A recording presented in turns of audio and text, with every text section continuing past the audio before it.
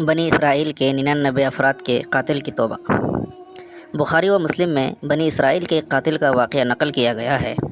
حضور اکرم صلی اللہ علیہ وسلم نے اللہ کے یہاں توبہ کی قبولیت سے متعلق صحابہ کرام رضوان اللہ علیہم اجمعین کے سامنے بنی اسرائیل کے ایک قاتل کا نہایت خوبصورت اور ایمان افروز واقعہ بیان فرمایا کہ بنی اسرائیل میں ایک شخص چوری، ڈکیتی اور قتل میں بہت مشہور تھا۔ نہایت معمولی سی باتوں پر کسی کو قتل کر دیتا تھا۔ ہوتے ہوتے اس کے ہاتھوں سے 99 افراد کا قتل ہو چکا۔ اس کے بعد اس کے دل میں احساس پیدا ہوا کہ مجھے بھی تو اللہ کے یہاں جانا ہے۔ چنانچہ یہ فکر بڑھتا رہا اور لوگوں سے معلومات کرتے ہوئے ادھر ادھر پھرنے لگا کہ کیا میری توبہ قبول ہو سکتی ہے یا نہیں۔ کسی عالم سے ملاقات کی فکر ہوئی کہ معلوم کیا جائے کہ ایسے شخص کی توبہ قبول ہو سکتی ہے یا نہیں۔ لوگوں نے ایک عابد شخص کے پاس جانے کا مشورہ دیا۔ اس شخص نے اس کے پاس جا کر مسئلہ معلوم کیا کہ کیا میری توبہ قبول ہو سکتی ہے اور کیا میری مغفرت ہو سکتی ہے، جبکہ میں 99 افراد کو موت کے گھاٹ اتار چکا ہوں۔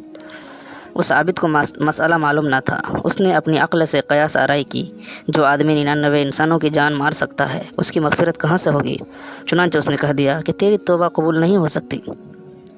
اس شخص نے غصہ اور جلال میں آ کر اس عابد کو بھی قتل کر کے 100 پورا کر دیے کہ جب میری توبہ قبول ہی نہیں ہو سکتی تو لاؤ تجھے بھی قتل کر کے 100 پورے کیے دیتا ہوں۔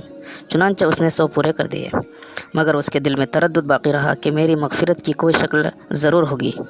اس لیے اس نے لوگوں سے پھر معلومات کی اور معلومات کا سلسلہ جاری رکھا کہ روئے زمین میں سب سے بڑا عالم کون ہے، اس سے جا کر معلوم کروں گا، وہی صحیح مسئلہ بتا سکتا ہے۔ آخرکار لوگوں نے اس کو بتلایا کہ فلاں جگہ ایک عالم صاحب رہتے ہیں، اس سے جا کر معلوم کرو۔ چنانچہ اس نے اس عالم صاحب کے پاس جا کر اپنی زندگی کی کارگزاری سنائی اور 100 آدمیوں کو کس طرح قتل کیا سب کے سب بتایا۔ سارا واقعہ سن کر اس عالم صاحب نے کہا، اللہ کے یہاں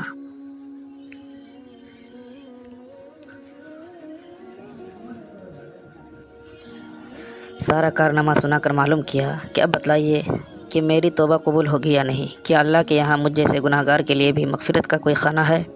تو اس عالم صاحب کو چونکہ علم تھا، اس نے بتلایا کہ تیرے گناہ معاف کرنے میں اللہ کے یہاں کیا رکاوٹ ہے؟ اللہ کے رحمت کا سمندر تجھ جیسے گناہ گاروں کے گناہوں سے بہت بڑا وسیع ہے۔ چنانچہ اس عالم صاحب نے مشورہ دیا کہ تم فلاں جگہ سفر کر کے جاؤ، وہاں کچھ اللہ کے بندے ہیں، ان کا مشغلہ صرف اللہ کی عبادت ہے، ان کے ساتھ مل کر اللہ کی عبادت کرو اور نادم ہو کر اپنے گناہوں کی معافی مانگو، انشاءاللہ تمہاری مغفرت ہو جائے گی۔ جب اس شخص نے آدھا راستہ طے کر لیا تو ملک الموت آ گئے اور اس کی موت ہو گئی۔ اب اس کی روح لے جانے کا مسئلہ کھڑا ہو گیا۔ آسمانوں سے رحمت کے فرشتے بھی آ گئے اور عذاب کے فرشتے بھی۔ رحمت کے فرشتے کہنے لگے کہ اس کی روح لے جانے کا حق ہم کو ہے، اس لیے کہ یہ سچے دل سے تائب ہو کر عبادت کے لیے جا رہے ہیں۔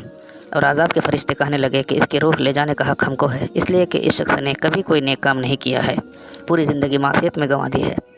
اسی دوران آسمانوں سے آدمی کی شکل میں ایک فرشتہ آیا۔ بعض روایت سے معلوم ہوتا ہے کہ یہ وہ آنے والا فرشتہ حضرت جبرائیل علیہ السلام تھے۔ چنانچہ اس فرشتہ نے تشریف لا کر ان دونوں طرح کے فرشتوں کے درمیان یہ فیصلہ کیا کہ دونوں طرف کی مسافت ناپ کر کے دیکھ لو، جہاں سے آ رہا ہے وہاں کی مسافت قریب ہے یا جہاں جا رہا ہے وہاں کی مسافت، لہٰذا جہاں کی مسافت قریب ہو اس شخص کو وہاں والوں میں شمار کر دیا جائے۔ چنانچہ دونوں طرف کی زمین ناپ کر دیکھی گئی تو جہاں جا رہا تھا وہاں کی مسافت جہاں سے آ رہا تھا اس کے مقابلے میں صرف 1 بالشت قریب ہے۔